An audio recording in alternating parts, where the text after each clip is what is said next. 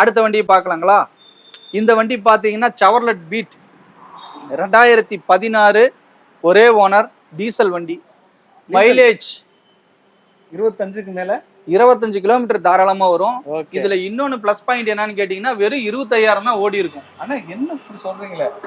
வெறும் 25,000 தான் ஓடி இருக்கும். சர்வீஸ் ரெக்கார்டு, டேஷ்போர்டோட குவாலிட்டி 4 டயரும் ஒரு ஆஃப் கண்டிஷன் இருக்குண்ணா உங்களுக்கு. 25,000 தான் வண்டி ஓட்டவே இல்லைண்ணே. வண்டியெல்லாம் சூப்பரா இருக்குண்ணா. டீசல் வண்டி, ஏசி, பவர் ஸ்டேரிங்கு எல்லாமே வந்துடும் உங்களுக்கு. இதுக்கு கோட் பண்ற பிரைஸ் பாத்தீங்கன்னா 2,65,000 கோட் பண்றாங்கண்ணா. நேர்ல வந்து விசிட் பண்ணுங்க. கொஞ்சம் முன்ன பின்ன ஏதாவது ட்ரை பண்ணி வாங்கிக்கலாம். வெறும் 25,000 தான் ஓடி இருக்கும். சர்வீஸ் ரெக்கார்டு 2016 ஒரே ஓனர். சூப்பர் வண்டிண்ணே. மைலேஜுக்காக இந்த வண்டி எடுப்பாங்க. மைலேஜ்காண்டி எடுப்பாங்க. ஆமா. சிலவங்க அந்த ஸ்டாப் மாடல்னு சொல்லி இருப்பாங்க.